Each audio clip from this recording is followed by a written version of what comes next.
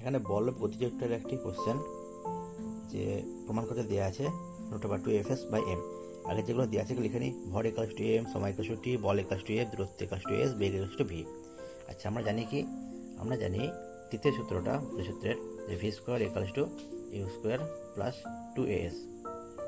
আচ্ছা, আবার আমরা কি জানি? আমরা জানি যে f ইকুয়ালস টু mm, আদের সমাদার। সেখান থেকে আমরা কি পেয়ে যাব?